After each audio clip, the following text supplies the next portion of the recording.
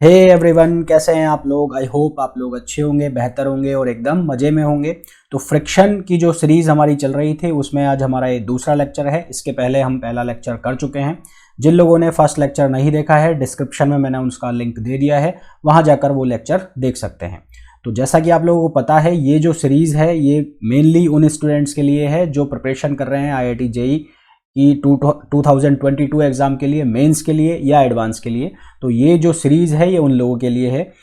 यदि आप नीट की प्रिपरेशन कर रहे हैं और अगर आप फिज़िक्स की प्रिपरेशन कर रहे हैं नीट के लिए, तो भी आप इस सीरीज़ को देख सकते हैं। वहाँ पर भी आपके लिए बेनिफिशियल रहने वाली है। तो लेक्चर को स्टार्ट करें उसके पहले यदि आपने अब तक चैनल को सब्सक्राइब नहीं किया है तो प्लीज़ चैनल को सब्सक्राइब कीजिए, वीडियो को शेयर कीजिए और लाइक कीजिए। चलिए स्टार्ट करते हैं आज का लेक्चर। क्वेश्चन में बोला है कि दो ब्लॉक है, एक है ब्लॉक ए और एक है ब्लॉक बी। ब्लॉक ए का जो मास है वो है 200 kg और ब्लॉक बी जो है उसका मास है 300 kg। ए और बी के बीच की जो सरफेस है उसके लिए जो फ्रिक्शन कॉफिशेंट है उसकी वैल्यू है 1/4 और बी और जो बॉटम है यानी कि हॉरिजॉन्टल प्लेन सरफेस है उसके बीच का जो फ्रिक्शन कॉफिशेंट है वो है 1/5। हमें तो वो पुल फोर्स निकालना है जिससे कि जो फोर्स है उससे खींचा जा रहा है किसको, ब्लॉक बी को। और जो ब्लॉक ए है उसको एक स्ट्रिंग से बांधा गया है और वो किसी सी पॉइंट से कनेक्टेड है, उससे फिक्स है। तो सबसे पहले तो क्या करें, हम बना लेते हैं इसका फ्री बॉडी डायग्राम। तो ब्लॉक ए का जो फ्री बॉडी डायग्राम है वो कुछ ऐसे बनेगा। यहाँ पर हो जाएगी रस्सी की टेंशन, इसको लिख दिया मैंने T।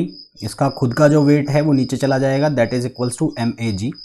ब्लॉक बी की वजह से जो रिएक्शन आएगा उसको लिख दिया मैंने NB लिख दिया। ठीक है, क्या लिख दिया, NB। अब एक सिंपल सी चीज़ है कि यदि हम ब्लॉक बी को खींच रहे हैं किसी फोर्स P के साथ, तो जो ब्लॉक ए है वो किधर की तरफ जाएगा, पीछे की तरफ जाएगा, तो उस पर जो फ्रिक्शन लगेगा वो आगे की तरफ लगेगा। तो यानी कि यहाँ पर जो फ्रिक्शन होगा वो होगा F1। अब हम बना लेंगे फ्री बॉडी डायग्राम किसका, ब्लॉक बी का। तो फ्री बॉडी डायग्राम जब बनाओगे ब्लॉक बी का, तो बी पर क्या फ्री बॉडी डायग्राम बनेगा, पुल फोर्स रहेगा P, इसका खुद का वेट जाएगा नीचे की तरफ MBG, और जो रिएक्शन लगी थी बी ब्लॉक से ए पर NB, वो ए भी लगाएगा अब, तो वो हो जाएगा NB। और सरफेस जो रिएक्शन लगा रहा है that is equals to N। यहाँ पर एक फ्रिक्शन फोर्स हो जाएगा जिसको हम कहेंगे F2, और F1 जो B ने लगाया था A पर, किधर की तरफ, आगे की तरफ, अब ये लगेगा किधर, B ब्लॉक पर पीछे की तरफ, यानी कि ये हो गया F1 हो गया। ये हो गए हमारे क्या, फ्री बॉडी डायग्राम हो गए। अब हमें वैल्यूज फाइंड आउट करनी है। तो सबसे पहले NB की वैल्यू यहाँ से अगर देखो तो NB जो है वो किसके बराबर हो गया, MAG के बराबर हो गया। और MA जो है वो किसके बराबर है, 200। तो इसको लिख दिया मैंने 200 और G की वैल्यू 10। तो ये कितना हो गया, ये हो गया 2000। ठीक है, इसकी वैल्यू कितनी आ गई, 2000। अब जो F1 होगा, F1 वो किसके बराबर होगा, वो होगा म्यू NB, और NB की वैल्यू हमने निकाल ली, कितनी आई है, 2000। और म्यू जो है वो A और B ब्लॉक के बीच का कितना है, 1/4। तो इसकी वैल्यू को लिखा हमने 1/4 और NB कितना हो गया, 2000 हो गया। तो यहाँ से ये जो है कितना हो जाएगा, ये आ जाएगा 500। तो इसकी वैल्यू जो है वो कितनी आ गई, 500 न्यूटन आ गई। अब बात कर लेते हैं वर्टिकल डायरेक्शन में फोर्स बैलेंस कर लेते हैं ब्लॉक बी के लिए, यानी कि ये डायरेक्शन में। तो ये डायरेक्शन में आप फोर्स बैलेंस करोगे तो क्या इक्वेशन बनेगी, यहाँ इक्वेशन बनेगी N equals to NB plus MBG। तो NB जो है उसकी वैल्यू हो गई 500 और MB है कितना, 300। तो 300 ये हो गया इंटू ये 10। ठीक है, ये हो गया 10। तो NB की वैल्यू 2000 है, एक मिनट, NB की जो वैल्यू है वो 2000 है। तो ये हो गया 2000। तो ये टोटल वैल्यू हमारे पास कितनी हो गई, 5000 हो गई। ठीक है, टोटल वैल्यू हो गई 5000। तो F2 जो आएगा वो कितना आएगा, म्यू N आएगा। अब म्यू जो है वो सरफेस और ब्लॉक बी के बीच का कितना दे रखा है, 1/5। तो 1/5 इंटू कितना हो जाएगा, 5000। तो ये कितना आ जाएगा, 1000 आ जाएगा। अब हमें क्या निकालना है, ब्लॉक बी पर लग रहा पुल फोर्स P। तो हॉरिजॉन्टल डायरेक्शन में हम फोर्स को क्या करेंगे, बैलेंस करेंगे। तो हॉरिजॉन्टल डायरेक्शन में जब फोर्स को बैलेंस करोगे तो क्या बनेगा, P इक्वल्स टू क्या बनेगा, F1 प्लस F2। अब F1 जो है उसकी वैल्यू कितनी है, 500, और F2 जो है उसकी वैल्यू कितनी है, 1000। तो ये कितना हो जाएगा, 5000 प्लस 1000, तो ये कितना आ जाएगा, 1500। तो यहाँ से हमारे पास जो ब्लॉक बी पर पुल फोर्स लग रहा है उसकी वैल्यू आ गई, कितनी आ गई, 1500 न्यूटन आ गई। ठीक है, तो होपफुली ये जो क्वेश्चन है आपको समझ में आया होगा, इसका सॉल्यूशन किस तरह से करना है ये आप लोगों को अच्छे से समझ में आ गया होगा। नेक्स्ट क्वेश्चन पर चलते हैं। इस क्वेश्चन में हमें बोला है कि दो ब्लॉक है, एक है जिसका मास m2 है और एक है m1। m2 m1 पर रेस्ट कर रहा है। m1 और m2 के बीच का जो फ्रिक्शन कोफिशिएंट है उसकी वैल्यू बोली है म्यू। तो हमें दोनों एक्सेलरेशंस, दोनों ब्लॉक के लिए एक्सेलरेशन फाइंड आउट करना है। जबकि जो m2 ब्लॉक है उस पर एक फोर्स लग रहा है F इक्वल्स टू KT, जहाँ K कोई कांस्टेंट है और T क्या है, टाइम वेरिएबल है, यानी कि जो फोर्स है वो टाइम के साथ क्या कर रहा है, वेरी कर रहा है। तो इस क्वेश्चन को सॉल्व करने के लिए हमारा प्रोसेस क्या रहेगा, सबसे पहले तो हम बना लेंगे फ्री बॉडी डायग्राम दोनों ब्लॉक्स का। तो फ्री बॉडी डायग्राम सबसे पहले हम बना लेते हैं किस ब्लॉक का, m2 का। तो free body diagram of block m2। तो m2 ब्लॉक का जब आप फ्री बॉडी डायग्राम बनाओगे तो वो कैसे बनेगा, वो ऐसे बनेगा कुछ, m2, ये m2 हो गया, इसका जो वेट है खुद का नीचे जाएगा, कितना हो जाएगा m2g। m1 इस पर एक रिएक्शन लगाएगा, वो लेट सपोज n1 है। यहाँ फोर्स लग रहा है F और फ्रिक्शन फोर्स अब कितना आ जाएगा, इसके बाद पीछे आ जाएगा, मान लेते हैं वो फ्रिक्शन फोर्स है F1 आ रहा है। ठीक है, फिर हम फ्री बॉडी डायग्राम बना लेते हैं किसके लिए, ब्लॉक m1 के लिए। तो free body diagram of block m1। तो m1 के लिए जब आप फ्री बॉडी डायग्राम बनाओगे तो इसका फ्री बॉडी डायग्राम कैसे बनेगा, m1 का, इसका खुद का मास की वजह से वेट इसका नीचे, ब्लॉक m1 ने m2 पर रिएक्शन लगाई थी तो m2 भी m1 पर लगाएगा और ये हो गई m1। सरफेस का रिएक्शन ऊपर की तरफ जाएगा, उसको हम लिख देंगे n से। ठीक है, m2 m1 के बीच में जो फ्रिक्शन लगा था F1 वो पीछे था, अब ये लग जाएगा आगे की तरफ, यानी कि यहाँ लगा दोगे F1। और ये जो m1 और सरफेस है, ग्राउंड है, उसके बीच में कोई फ्रिक्शन है नहीं, इसलिए कोई फ्रिक्शन फोर्स आएगा नहीं। तो ये जो है फ्री बॉडी डायग्राम हो जाएगा किसका, ब्लॉक बी का। ठीक है, यानी कि जो ब्लॉक है m1 उसका, और एक हो गया हमारे पास ये। अब यहाँ पर ध्यान देने वाली बात ये है कि यदि ये जो फ्रिक्शन फोर्स है F1, इसकी वैल्यू ज़्यादा हो जाती है किससे, इस अप्लाइड फोर्स से, और अप्लाइड फोर्स कितना है, KT। तो यदि इस फ्रिक्शन फोर्स की वैल्यू ज़्यादा हो जाती है इस अप्लाइड फोर्स से, तो m2 जो ब्लॉक है वो चलेगा नहीं, और m2 ब्लॉक चलेगा नहीं तो m2 और m1 दोनों क्या हो जाएंगे, रेस्ट में हो जाएंगे। क्योंकि जो एक्सटर्नल अप्लाइड फोर्स है वो टाइम पर डिपेंड कर रहा है। तो टाइम पर डिपेंड कर रहा है तो एक पर्टिकुलर टाइम होगा जहाँ तक कि जो फ्रिक्शन फोर्स की वैल्यू है वो अप्लाइड फोर्स से ज़्यादा रहेगी, और उस टाइम के बाद ये वैल्यू क्या हो जाएगी, ज़्यादा हो जाएगी। ठीक है, तो हम पहले यहाँ लिख लेंगे कि कंडीशन फर्स्ट, मैं लिख लेता हूँ कंडीशन फर्स्ट क्या लिख लेता हूँ, if friction force is more than applied force, friction force is more than applied force, friction force applied force से ज़्यादा रहेगा, तो जो m2 ब्लॉक है वो m1 के रिलेटिव मोशन नहीं करेगा। So m2 will not move relative to m1। अब क्योंकि F जो है एक्सटर्नल अप्लाइड फोर्स जो है वो टाइम वेरिएबल है, इसलिए एक पर्टिकुलर टाइम तक जो F2 की वैल्यू, जो फ्रिक्शन फोर्स है उसकी वैल्यू ज़्यादा रहेगी F के कंपैरिजन में, और उस टाइम के बाद जैसे ही वो टाइम पूरा होगा तो एक्सटर्नल अप्लाइड फोर्स की वैल्यू क्या होगी, ज़्यादा होगी, और m2 चलने लग जाएगा। तो हम कंसिडर कर लेते हैं, क्या कंसिडर कर लेते हैं कि वो टाइम t0 है जब तक जो फ्रिक्शन फोर्स है उसकी वैल्यू ज़्यादा है किससे, एक्सटर्नल अप्लाइड फोर्स से। तो late consider a time t0, हमने वो टाइम मान लिया t0, until when friction force is more than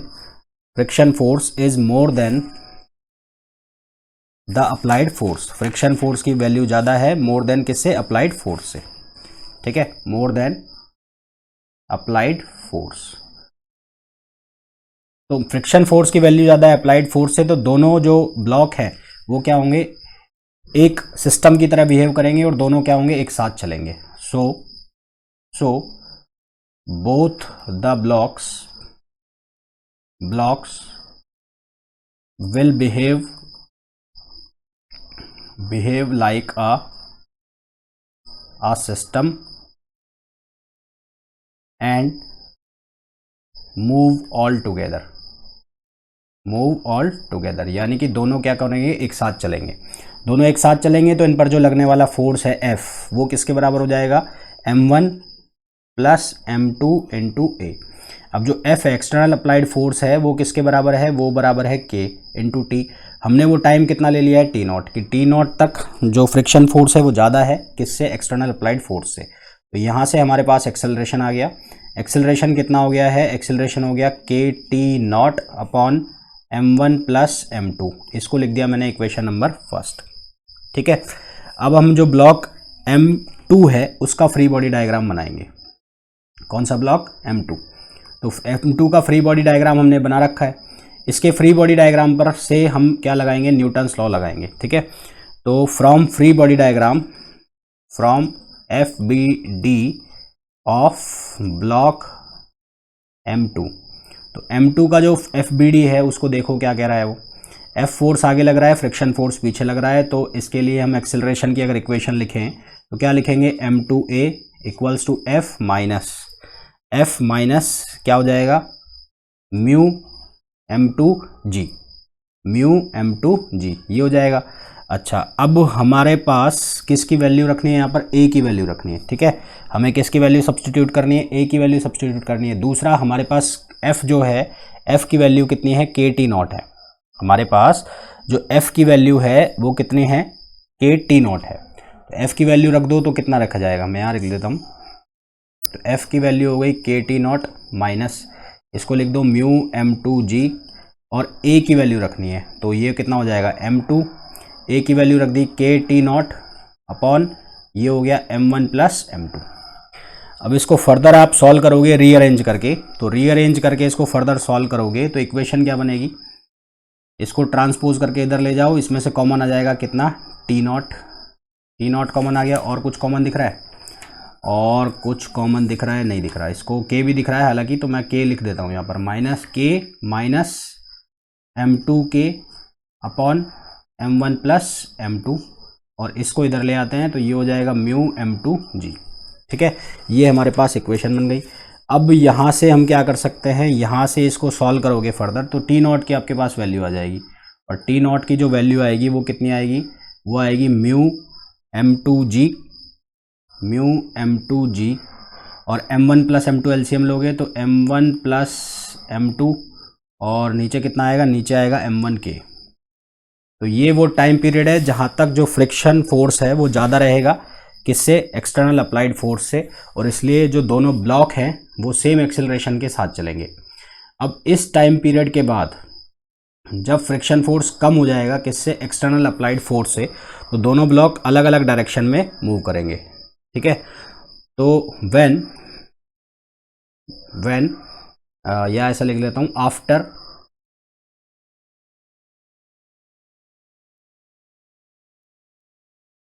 after t greater than T0, t की वैल्यू जब ग्रेटर देन और इक्वल्स टू क्या हो जाएगी, t की वैल्यू ग्रेटर देन हो जाएगी T0 से, तो दोनों ब्लॉक क्या होंगे, अलग अलग डायरेक्शन में मोशन करेंगे। Then both the blocks will move with different acceleration, क्यों करेंगे ऐसा, क्योंकि अब वो एक सिस्टम नहीं रहेंगे।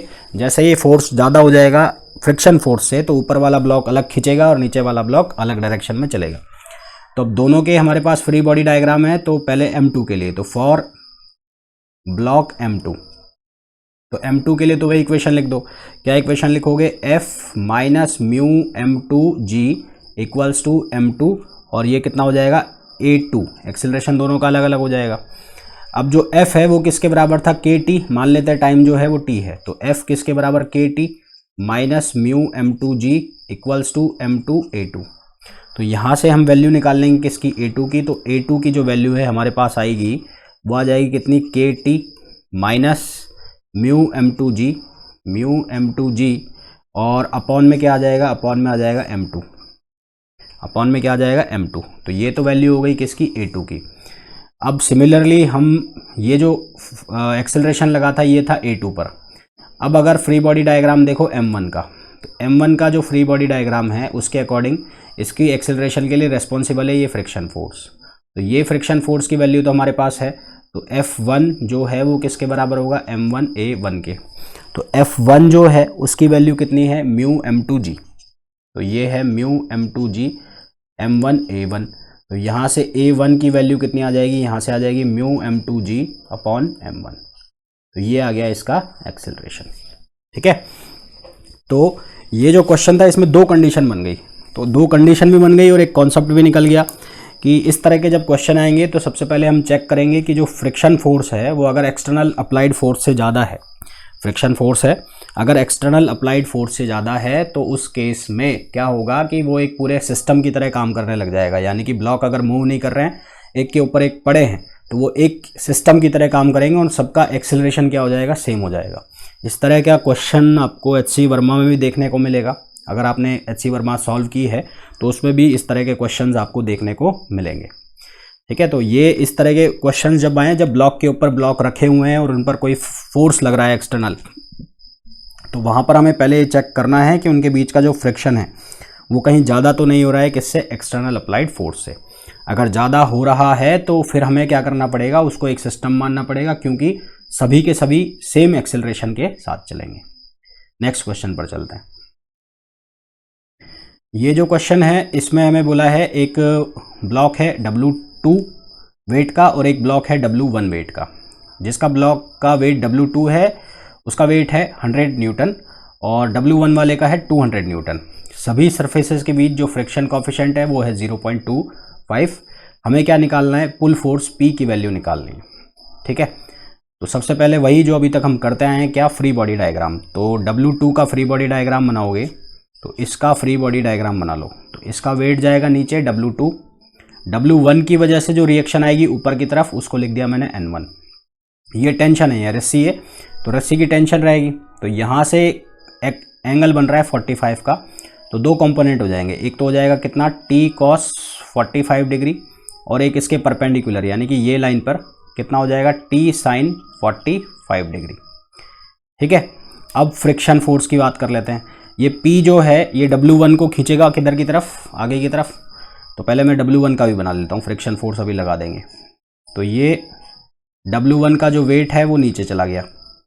अब ये ब्लॉक W2 पर रिएक्शन लगा रहा था N1, तो ये इस पर भी लगेगी, N1 लगेगी, और सरफेस जो ग्राउंड है उसकी जो रिएक्शन है वो N हो गई। इस पर एक्सटर्नल अप्लाइड फोर्स P है, तो फ्रिक्शन फोर्स नीचे की तरफ कितना आ गया, म्यू। यहाँ पे मैं लिख देता हूँ F2 लिख देता हूँ इसको, है ना, इसको लिख देता हूँ मैं F2। तो ये आ गया कितना, F2।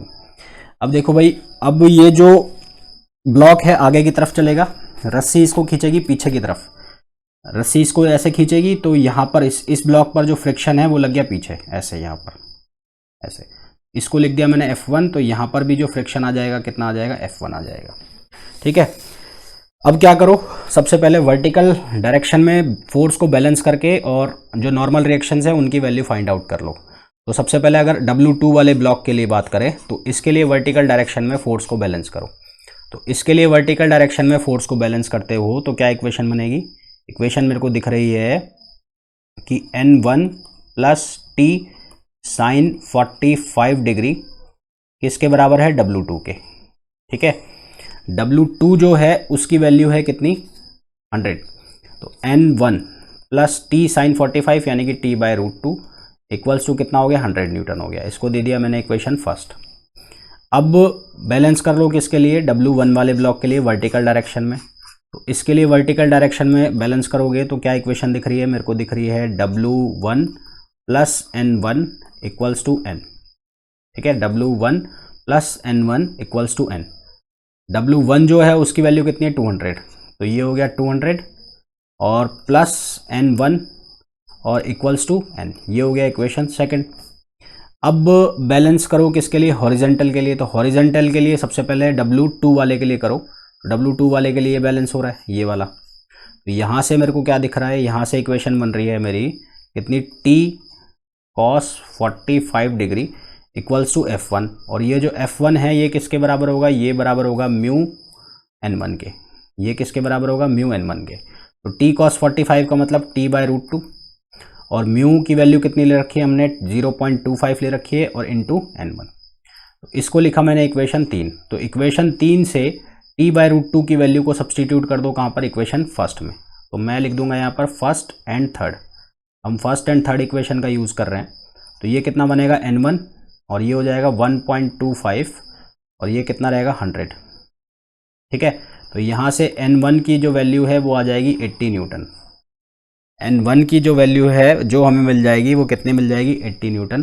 तो N1 की वैल्यू मिल गई अगर, तो हम उससे क्या निकाल लेंगे, F1 की वैल्यू, फ्रिक्शन फोर्स। तो F1 जो हो जाएगा वो कितना हो जाएगा, 0.25 इंटू 80। ठीक है, अब हम इक्वेशन लिखेंगे किसके लिए, अब लिखेंगे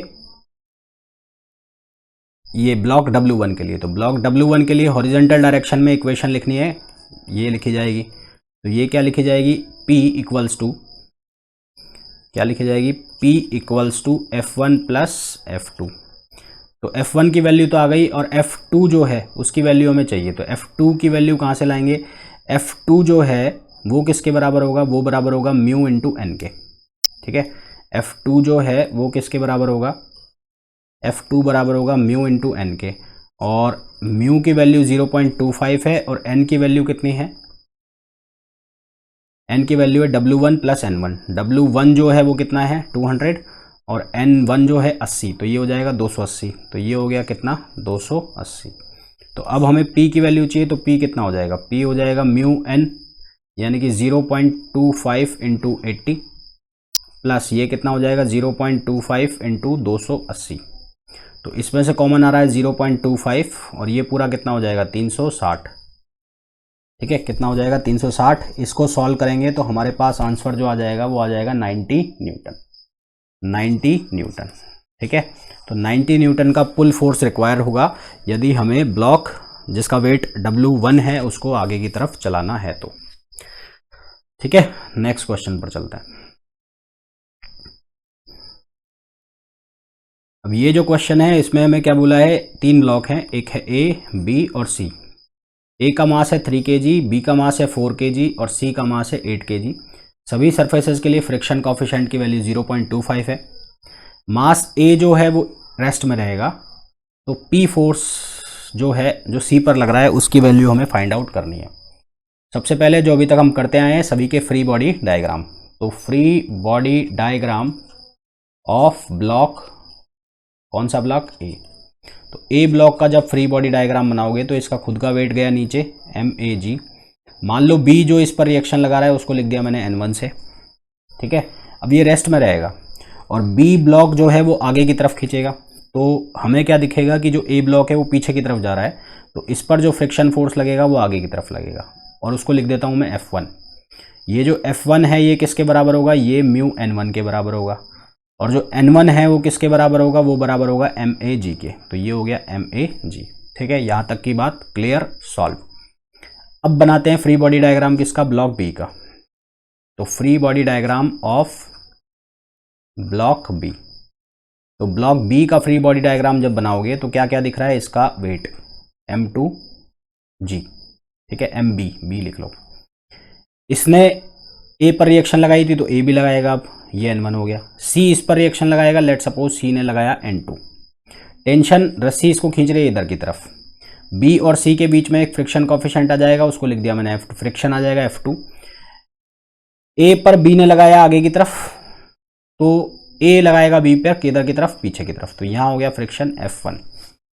सबसे पहले इस केस में हम वैल्यू निकाल लेंगे किसकी, N2 की। तो N2 की वैल्यू कैसे निकालोगे, मेरे को क्या दिख रहा है, इक्वेशन जब बैलेंस करोगे तो मेरे को दिख रहा है N2 किसके बराबर है, N1 प्लस MBG, और N1 किसके बराबर है, MAG के। तो N2 की वैल्यू किसके बराबर हो गई है, MA प्लस MB और इंटू G। ठीक है, ये वैल्यू हो गई इसकी।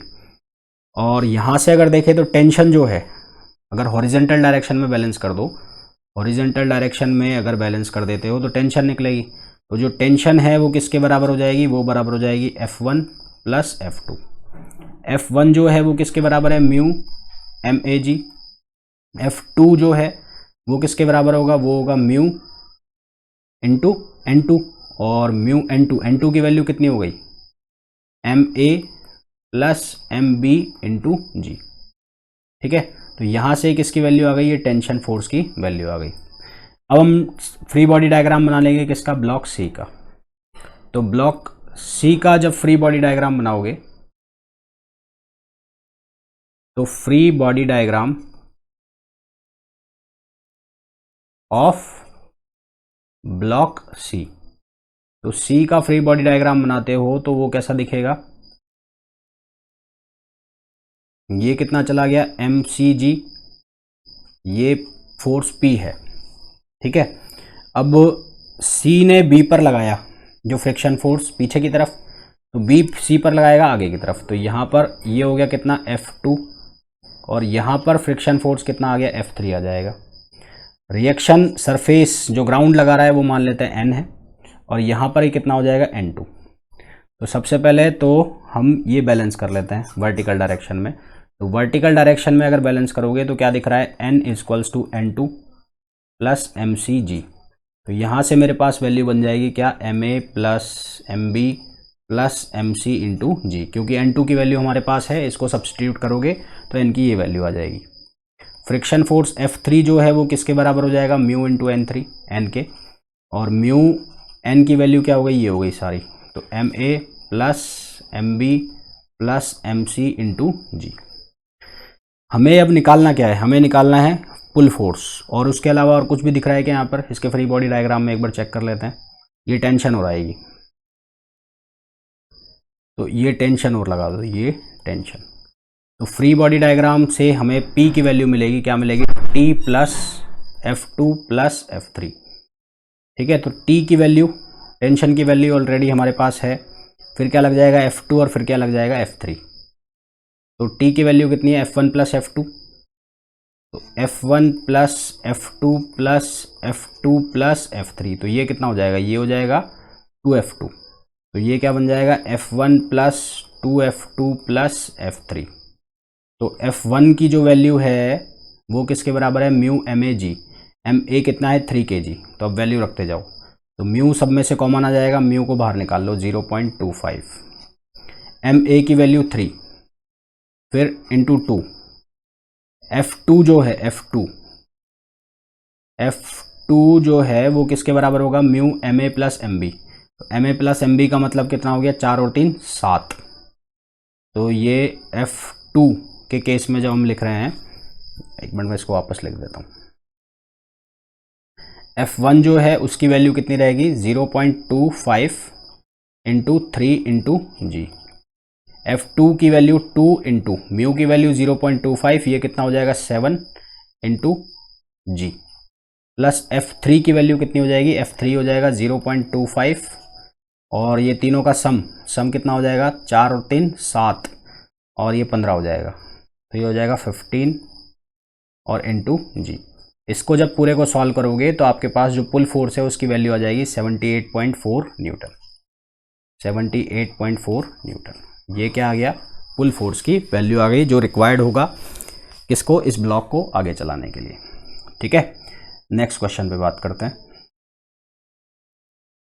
अब इस क्वेश्चन में हमें क्या बोला है कि एक ब्लॉक है, बड़ा ब्लॉक C जो रेस्ट में पड़ा है, इसके ऊपर कोई ब्लॉक रखा है B, है ना, उस ब्लॉक का हमें मास निकालना है, और इसको एक स्ट्रिंग से कनेक्ट किया गया है। स्ट्रिंग का जो दूसरा एंड है वो एक स्प्रिंग से कनेक्ट है, और इस स्प्रिंग से कनेक्टेड एक मास, जिसका मास जो है मास A, जिसका मास है 2 kg। फ्रिक्शन कोएफिशिएंट की वैल्यू हमें दे रखी है कितनी, 0.2, और स्प्रिंग कांस्टेंट दिया है 1960।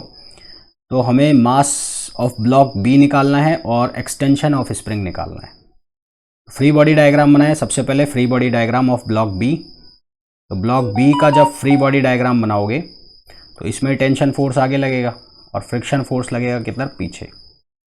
इसका खुद का वेट नीचे MBG और नॉर्मल रिएक्शन ऊपर।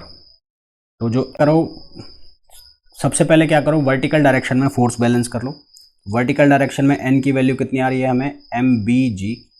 N बराबर हो गया, मान लेते हैं मास M है तो MG।